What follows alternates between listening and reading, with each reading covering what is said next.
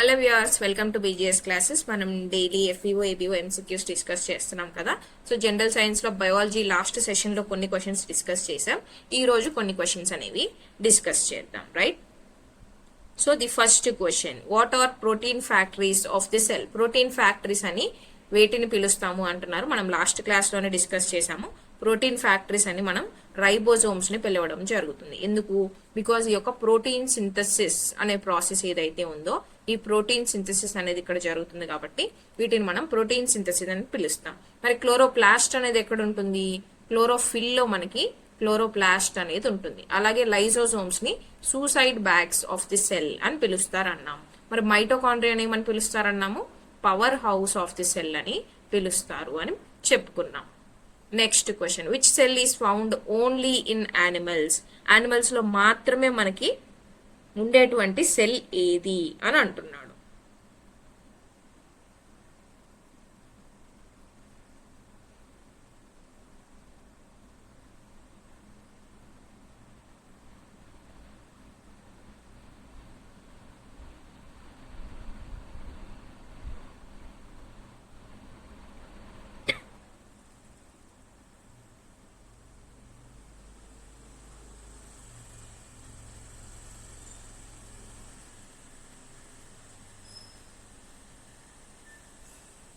So the answer is option A, lysosomes. Lysosomes అనేవి మనకి only animal cells లో మాత్రమే ఉంటాయి. మరి లైజోజోమ్స్ ని డిస్కవర్ చేసింది ఎవరు?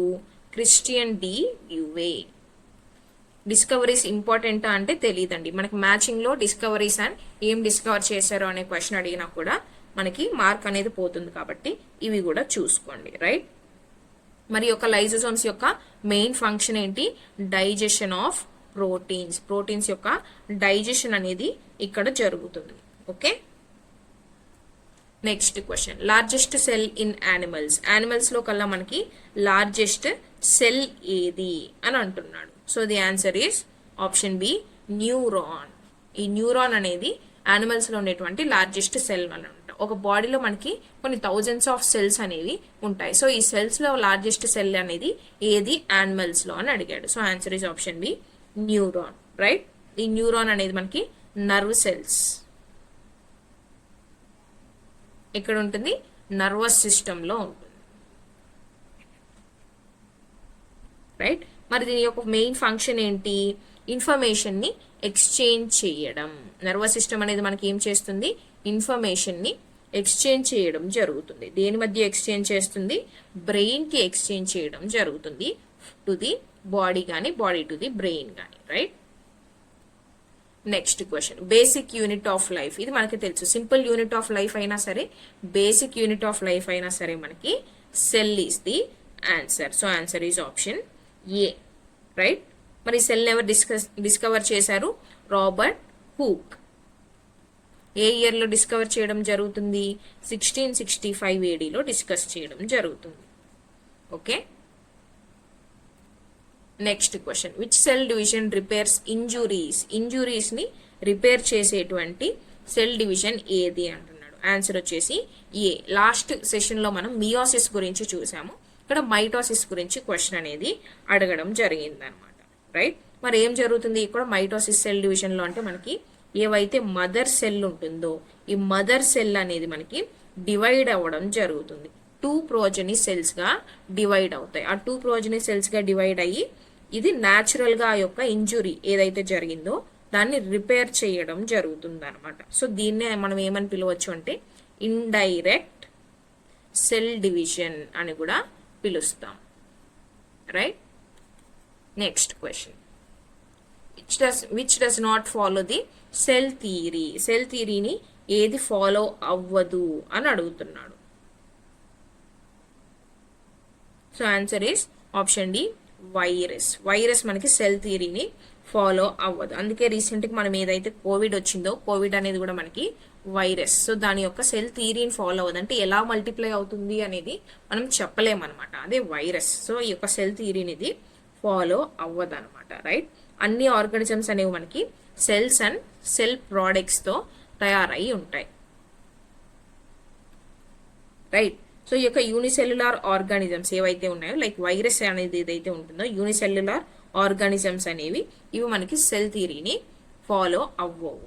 బ్యాక్టీరియా, ఫంగై అండ్ ఆల్గే అనేవి అన్నీ కూడా మనకి సెల్ థియరీని ఫాలో అవ్వడం జరుగుతుంది.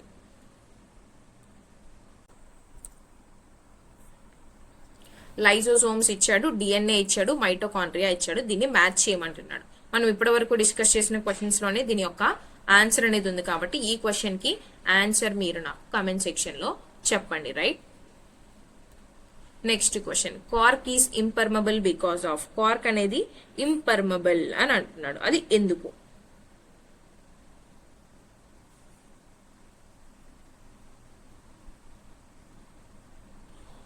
Because of the సుబెరిన్.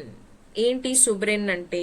Cell wall అనేది మనకి ఎందుకు ఇంపర్వియస్ అంటున్నామంటే వాటర్ అండ్ గ్యాసెస్ కి ఇది ఇంపర్మబుల్ అనమాట.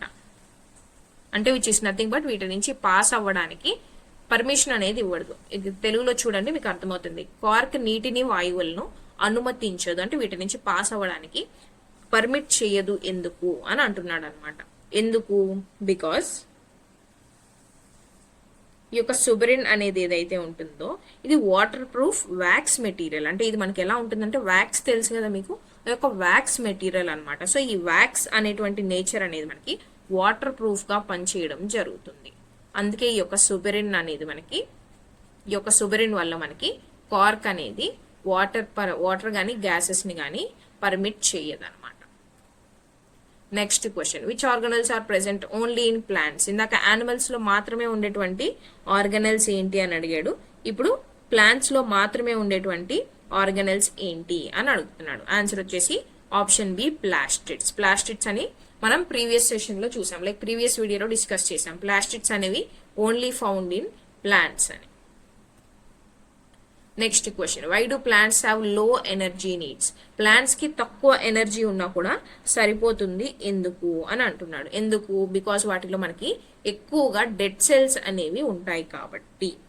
ఓకే, మరి డెడ్ సెల్స్ అనేవి ఉంటే ఇవి ఎందుకు లో ఎనర్జీ అంటే మనకి ప్లాంట్స్ అనేవి మూవ్ అవ్వవు. లైక్ యానిమల్స్ తీసుకోండి, లేదంటే హ్యూమన్ బీయింగ్స్ తీసుకోండి, మనం మూవ్ అవుతాం, మనకి మూమెంట్ అనేది ఉంటుంది. బట్ ప్లాంట్స్ కి ఆ యొక్క మూమెంట్ అనేది ఉంటుందా అంటే ఆ యొక్క మూమెంట్ అనేది మనకి ప్లాంట్స్ లో ఉండదు. సో వాటి యొక్క టిష్యూస్ అనేవి ఏవైతే ఉంటాయో వాటికి ఆ యొక్క స్ట్రక్చరల్ స్ట్రెంగ్త్ అనేది ప్రొవైడ్ చేయడం జరుగుతుంది. దట్ ఈస్ వై ఈ యొక్క డెడ్ సెల్స్ అనేవి ఏవైతే ఉన్నాయో ఇవి వాటికి మెకానికల్ స్ట్రెంగ్త్ ని ప్రొవైడ్ చేస్తాయి. ఈ స్ట్రెంగ్త్ ని అవి ప్రొవైడ్ చేస్తాయి కాబట్టి ఇవి లైవ్ సెల్స్ కంటే కూడా ఈ యొక్క డెడ్ సెల్స్ అనేవి స్ట్రాంగ్ గా ఉండడం జరుగుతుంది. అందుకే మనకి ప్లాంట్స్ కి తక్కువ ఎనర్జీ ఉంటే కూడా సరిపోతుంది. Next question, in which parts do plants store waste products. Waste products ని ప్లాంట్స్ అనేవి ఏ పార్ట్స్ లో స్టోర్ చేసుకుంటాయి అంటున్నారు. ఆన్సర్ వచ్చేసి మనకి ఏముంటుంది? లీవ్స్, వాక్యూల్స్ అండ్ ఓల్డ్ జైలెమ్ అనేది ఉంటుంది. కన్ఫ్యూజ్ అవ్వద్దు, ఇక్కడ వేస్ట్ ప్రోడక్ట్స్ అన్నాం కదా అని డైరెక్ట్ గా వాక్యూల్స్ లోకి వెళ్ళిపోవద్దు. వాక్యూల్స్ లోకి వెళ్ళిపోయినా కూడా ఇక్కడ మళ్ళీ బార్క్ అండ్ లైజోజోమ్స్ ఇచ్చాడు. సో ఇది మనకి ఆన్సర్ కాదు. లైజోజోమ్స్ అంటే మనకి సూసైడల్ బ్యాగ్స్, అంతేగాని వేస్ట్ ప్రోడక్ట్స్ ని స్టోర్ చేసుకునేది కాదు. వాక్యూల్స్ ఉంటే మాత్రం మనకు ఆన్సర్ అవుతుంది. బట్ మిగతావి ఏమి ఇచ్చాడు అనేది కూడా మీరు చెక్ చేసుకోవాలి. రైట్. సో ఆన్సర్ వచ్చేసి లీవ్స్ లో స్టోర్ చేసుకుంటుంది, వాక్యూల్స్ లో స్టోర్ చేసుకుంటుంది, అలాగే ఓల్డ్ జైలమ్ లో స్టోర్ చేసుకుని వాటిని ఎక్స్క్రీట్ చేయడం అనేది జరుగుతుంది. Next question, what is the main difference between human cheek cells and onion peel cells. Question చూడండి ఎంత డిఫరెంట్గా ఉందో. ఎక్కడ? మైక్రోస్కోప్ లో మనం చూసినప్పుడు అంట. మైక్రోస్కోప్ లో చూసినప్పుడు హ్యూమన్స్ యొక్క చీక్ సెల్స్ అంటే నథింగ్ బట్ ఏవైతే మనుషుల యొక్క చెంప కణాలు ఉంటాయో ఆ యొక్క సెల్స్, అలాగే మనకి ఉల్లిపాయ ఉంటుంది కదా ఆనియన్, ఆ యొక్క పీల్ లో ఉన్నటువంటి సెల్స్ లో ఉన్నటువంటి డిఫరెన్స్ ఏంటి అని అంటున్నాడు.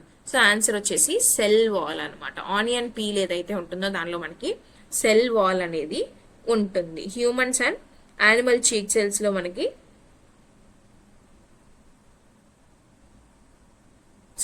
హ్యూమన్ సెల్స్ అనేవి మనకి యానిమల్ సెల్స్ అనమాట. అలాగే ఆనియన్ పీల్ అనేది మనకి plant cell. Human is a one type of animal, ఇది మనకి తెలుసు. సో హ్యూమన్ సెల్స్ అనేవి యానిమల్ సెల్స్, అలాగే ఆనియన్ పీల్ సెల్స్ అనేవి మనకి ప్లాంట్ సెల్స్. సో వీటి మధ్య మెయిన్ డిఫరెన్స్ ఏముంటుంది అంటే ఈ యొక్క presence of chloroplast and cell wall ఉంటుంది. సెల్ వాల్ అండ్ క్లోరోప్లాస్ట్ అనేవి మనకి వీటి మధ్య ఉండే major difference. Next question, why do plant cells have cell walls? ఈ యొక్క ప్లాంట్ సెల్స్ కి ఇందాక మనం చూసాం సెల్ వాల్స్ ఉన్నాయి అని. సో ఈ ప్లాంట్ సెల్స్ కి సెల్ వాల్స్ అనేవి ఎందుకు ఉంటాయి? ఎందుకు అంటే to protect the plant cells from environmental factors. ఈ అంటే బయట ఎన్విరాన్మెంట్ నుంచి వచ్చేటువంటి ఎఫెక్ట్స్ నుంచి దానిని సంరక్షించుకోవడానికి, ప్లాంట్ సెల్స్ సంరక్షించుకోవడానికి వాటికి సెల్ వాల్స్ అనేది ఉంటాయి. So answer is option D. Next question, which of the following statements is false? False statement అంటే ఏది మనకి ఇన్కరెక్ట్ స్టేట్మెంట్ అని అడుగుతున్నాడు. So the answer will be first statements అనేవి చూద్దాం. Plant cells have smaller vacuoles than animals అని అంటున్నాడు. ఇది మనకి కరెక్టా? ఈ స్టేట్మెంటే మనకి రాంగ్ స్టేట్మెంట్. ఎందుకంటే ప్లాంట్ సెల్స్ అనేవి లార్జర్ వాక్యూల్స్ ఉంటాయి. ప్లాంట్ సెల్ అనేది larger than animal cell. Cells మనం కంపేర్ చేసుకున్నప్పుడు ప్లాంట్ సెల్లే మనకి సైజ్ అనేది పెద్దగా ఉంటుంది compared to animal cell, right? So answer is option A. ఇదే మనకి ఇన్కరెక్ట్ స్టేట్మెంట్. మిగతా స్టేట్మెంట్స్ చూద్దాం. Plant cells are generally larger, ఇదే మనం ఇప్పుడు దాకా చెప్పింది. Animal cells do not have plastids, ఇది కూడా మనం ఇందాకే డిస్కస్ చేసాం. ప్లాంట్ సెల్స్ అనేవి ప్లాస్టిడ్స్ అనేవి మనకి ఓన్లీ ప్లాంట్స్ లో మాత్రమే ఉంటాయి. Plant cells have cell wall and animals do not, ఇది కూడా మనం ఇందాకే డిస్కస్ చేయడం జరిగింది. Next question, which pigments determine colours of fruits and vegetables? Fruits and vegetables కి మనకి కలర్స్ అనేవి ఉంటాయి కదా, అంటే ఒక్కొక్క వెజిటబుల్ ఒక్కొక్క కలర్ లో ఉంటుంది, ఒక్కొక్క ఫ్రూట్ అనేది ఒక్కొక్క కలర్ లో ఉంటుంది. సో ఈ కలర్ అనేది ఏ పిగ్మెంట్ ద్వారా దానికి వస్తుంది అంటున్నాడు. ఆన్సర్ ఈస్ యాంథోసైనిన్ అనమాట. Option D. ఈ యొక్క యాంథోసైనిన్ పిగ్మెంట్ వల్ల ఆ కలర్ అనేది వాటికి రావడం జరుగుతుంది. Next question, which organelle uses light energy in photosynthesis? Photosynthesis లో మనకి ఏ ఆర్గానల్ అనేది లైట్ ఎనర్జీని యూజ్ చేసుకుంటుంది అని అడుగుతున్నాడు. So before going to the next question, small announcement. మన బీజీఎస్ క్లాసెస్ లో ఈ యొక్క జనరల్ సైన్స్ అంటే AP forest beat officer, assistant beat officer mains, అలాగే థానేదార్ కి సంబంధించి పేపర్ 2 జనరల్ సైన్స్ కి మనం స్పెషల్ గా మెయిన్స్ బ్యాచ్ అనేది లాంచ్ చేయడం జరిగింది అనమాట. బికాస్ జనరల్ సైన్స్ వెయిటేజ్ అనేది 50 మార్క్స్ ఉంది కాబట్టి మోస్ట్లీ ఎవరైతే మ్యాథమెటిక్స్ అనేది మాకు చాలా కష్టం, మేము ఇది నాన్ మ్యాథ్స్ బ్యాక్గ్రౌండ్, మేము మ్యాథ్స్ బ్యాక్గ్రౌండ్ అయినా మాకు మ్యాథ్స్ అంతగా రాదు అనుకునే వాళ్ళు, అలాగే పేపర్ 1 లో ఉన్నటువంటి జనరల్ స్టడీస్ మనకి ఏదైతే ఉందో ఇది మేము కంప్లీట్ చేయలేదు, లైక్ మనకు ఉన్నటువంటి history, polity, economy, geography, sustainable development, disaster management, reasoning, current affairs, ఇవన్నీ మేము కవర్ చేసుకోలేము, ఇంత టైం కూడా మాకు లేదు అని అనుకున్న వాళ్ళు బెస్ట్ స్కోరింగ్ సబ్జెక్ట్ నేను జనరల్ సైన్స్ అని చెప్తాను. బికాస్ మనకు ఉన్నది ఓన్లీ 9 టాపిక్స్ కాబట్టి జనరల్ సైన్స్ లో ఈ జనరల్ సైన్స్ మీరు కంప్లీట్ చేసుకోవడానికి చూడండి. అందుకే ఈ యొక్క చాలా మంది స్టూడెంట్స్ అడగడం వల్లనే బ్యాచ్ లాంచ్ చేయడం జరిగింది. 11th అక్టోబర్ నుంచి ఈ క్లాసెస్ మనకి స్టార్ట్ అయ్యాయి. పర్ డే 2 hours క్లాసెస్, అంటే ఒక బయాలజీ టాపిక్, అలాగే మనకి ఒక జనరల్ సైన్స్ లో నెక్స్ట్ టాపిక్ ఏదైతే ఉందో కంప్లీట్ టాపిక్స్ అనేవి 2 hours పర్ డే క్లాసెస్ తీసుకొని కంప్లీట్ చేయడం జరుగుతుంది. లైవ్ క్లాసెస్ డైలీ జరుగుతాయి. ఆ వీడియోస్ అనేవి మీకు రికార్డింగ్ కూడా అవైలబుల్ గా ఉంటాయి. బికాస్ ఎగ్జామ్ వరకు మీరు ఒకవేళ ఆ రోజు ఆ టైంకి అవైలబుల్ లేకపోయినా రికార్డింగ్ వీడియోస్ వినొచ్చు.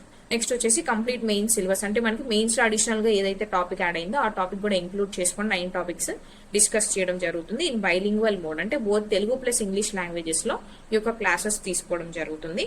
అండ్ క్లాస్ తీసుకున్నటువంటి క్లాస్ నోట్స్ మెటీరియల్ ఏదైతే ఉందో ఇది పీడిఎఫ్ ప్రింటబుల్ ఫార్మాట్ లో మీకు అవైలబుల్ గా ఉంటుంది అనమాట. సో దట్ మీరు ప్రింట్ తీసుకొని కూడా మెటీరియల్ ని రివైజ్ చేసుకోవచ్చు. And then next revised syllabus ఏదైతే న్యూ సిలబస్ ఉందో దీన్ని బేస్ చేసుకొని క్లాసెస్ అనేవి డీల్ చేయడం జరుగుతుంది. అలాగే ప్రీవియస్ ఇయర్ క్వశ్చన్స్ ఎలా అడిగారు, మొన్న ప్రిలిమ్స్ లో మనకి ట్రెండ్స్ అనేవి ఎలా ఉన్నాయి అనేది బేస్ చేసుకొని ఇంక్లూడింగ్ ద కరెంట్ అఫైర్స్ ఏవైతే ఉన్నాయో, లైక్ మనకి చూసుకుంటే ఎన్విరాన్మెంట్ టాపిక్ లో కావచ్చు, సోర్స్ ఆఫ్ ఎనర్జీలో కావచ్చు, న్యాచురల్ రిసోర్సెస్ లో కావచ్చు, మనకి కరెంట్ అఫైర్స్ కూడా కవర్ చేసుకోవాలి. బికాస్ మనకి ఈ టాపిక్స్ లో కరెంట్ అఫైర్స్ నుంచి మొన్న కూడా క్వశ్చన్స్ రావడం జరిగింది ఇన్ ద ప్రిలిమ్స్. సో ఈ టాపిక్స్ లో మనం కరెంట్ అఫైర్స్ కూడా కవర్ చేయడం జరుగుతుంది. లైక్ రీసెంట్ కరెంట్ అఫైర్స్ కూడా మనం కవర్ చేసి చెప్పడం జరుగుతుంది. And along with this course మీకు జనరల్ స్టడీస్, అంటే మనకు పేపర్ 1 లో ఉన్నటువంటి జనరల్ స్టడీస్ ఏవైతే ఉన్నాయో దీనికి సంబంధించి 600+ క్వశ్చన్స్ ఉన్నటువంటి టెస్ట్ సిరీస్ కూడా మీకు ఫ్రీగా ప్రొవైడ్ చేయడం జరుగుతుంది ఎవరైతే ఈ కోర్స్ లో ఎన్రోల్ అవుతారు. అండ్ ఈ యొక్క ప్రైస్ కనుక మనం చూస్తే 699 రూపీస్. ఇంతకు ముందు 999 ఉండేది, రీసెంట్ గా దీన్ని స్టూడెంట్స్ అడగడం వల్ల 699 చేయడం జరిగింది. And if the schedule comes ఇది అగైన్ ఆటోమేటిక్ గా 999కే వెళ్ళడం జరుగుతుంది అనమాట. ఇంకా ఏమైనా డౌట్స్ ఉన్నాయి అనుకుంటే ఇక్కడ డిస్ప్లే అయిన నెంబర్కి మీరు కాల్ చేసి కానీ వాట్సాప్ చేసి కానీ ఈ యొక్క డౌట్స్ అనేది క్లారిఫై చేసుకోవచ్చు. అలాగే ఎవరైనా టెస్ట్ సిరీస్ కనుక జాయిన్ అవ్వాలనుకుంటే ఈ యొక్క జనరల్ స్టడీస్కి సంబంధించి టెస్ట్ సిరీస్ కూడా లాంచ్ చేయడం జరిగింది. అది కూడా యాప్లోనే ఉంటుంది. ఈ యొక్క యాప్ వచ్చేసి కాంపిటేటివ్ ఎగ్జామ్స్ అడ్డా యాప్. ప్లే స్టోర్లో మీకు ఈ యొక్క యాప్ ఉంటుంది, మీరు దీన్ని డౌన్లోడ్ చేసుకోవచ్చు. అలాగే దీని యొక్క లింక్ కూడా నేను మీకు ఫస్ట్ కమెంట్ సెక్షన్లో పిన్ చేయడం జరుగుతుంది. From there you can download the app. Test series కనుక మనం చూసుకుంటే 9 యూనిట్స్ ఉన్నాయి కదా. సో ఈచ్ యూనిట్ ఒక్కొక్క యూనిట్ కి 100 క్వశ్చన్స్ అనేది ప్రొవైడ్ చేయడం జరుగుతుంది, ఇంక్లూడింగ్ స్టాటిక్ ప్లస్ కరెంట్ అనమాట. అంటే స్టాటిక్ పార్ట్ ఏదైతే ఉందో స్టాటిక్ పార్ట్, అలాగే కరెంట్ అఫైర్స్ కూడా సంబంధించి 100 క్వశ్చన్స్ ఒక్కొక్క యూనిట్ కి ప్రొవైడ్ చేయడం జరుగుతుంది. అంటే 900 క్వశ్చన్స్. బట్ 9th యూనిట్ కి మాత్రం మనకి A, B రెండు ఉన్నాయి కదా, space and solar system. So దీనికి ఈచ్ 100 క్వశ్చన్స్ ప్రొవైడ్ చేయడం జరిగింది. సో మనకి 1000 క్వశ్చన్స్ అనేవి యూనిట్ వైజ్ అంటే చాప్టర్ వైజ్ టెస్ట్ లో మనకి 1000 క్వశ్చన్స్ కవర్ అవుతాయి. అలాగే 4 ఫుల్ లెంగ్త్ టెస్ట్ అనేవి కూడా మనం కండక్ట్ చేయడం జరుగుతుంది అనమాట.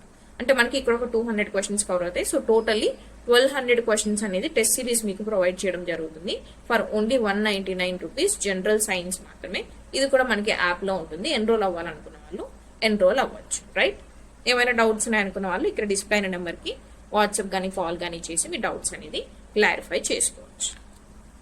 సో ఇక్కడ మనకి ఆన్సర్ వచ్చేసి ఆప్షన్ డి క్లోరోప్లాస్ట్ అనమాట. ఈ క్లోరోప్లాస్ట్ వచ్చేసి మనకి లైట్ ఎనర్జీ, ఇక్కడ ఏదైతే లైట్ ఎనర్జీ ఇచ్చారో ఈ లైట్ ఎనర్జీని కెమికల్ ఎనర్జీగా కన్వర్ట్ చేసుకోవడం జరుగుతుంది అనమాట. Right? During the photosynthesis process.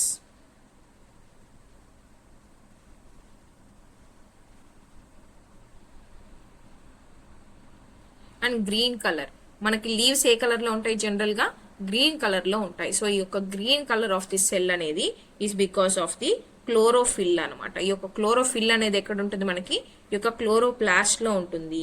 And ఈ యొక్క క్లోరోఫిల్ అనేది ఆ ఫుడ్ ప్రిపరేషన్, ప్లాంట్స్ లో ఆ ఫుడ్ ప్రిపరేషన్ కి హెల్ప్ చేస్తుంది. దట్ ఈస్ వై క్లోరోప్లాస్ట్ ని మనం ఏమంటాము అంటే కిచెన్ ఆఫ్ ది సెల్ అని కూడా పిలవడం జరుగుతుంది. సో మీరు ఇక్కడ మెయిన్ గా కొన్ని పాయింట్స్ అనేవి గుర్తుపెట్టుకోవాలి. అవేంటి? క్లోరోప్లాస్ట్ అనేది వచ్చేసి మనకి kitchen of the cell. Right? And mitochondria ఏంటి? మనకి power house of the cell. Master of the cell ఏంటి? మనకి న్యూక్లియస్.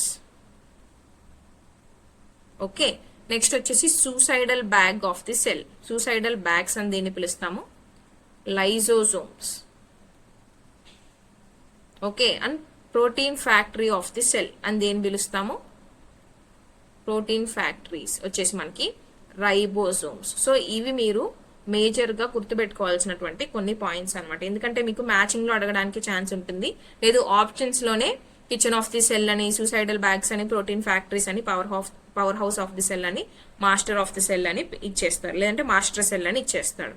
అప్పుడు మీరు కన్ఫ్యూజ్ అవడానికి ఛాన్సెస్ ఉంటుంది. కాబట్టి ఇలాంటివి ఒక షార్ట్ నోట్ గా మీరు మీ యొక్క క్లాస్ నోట్స్ లో నోట్ చేసుకోవడానికి ట్రై చేయండి. రైట్?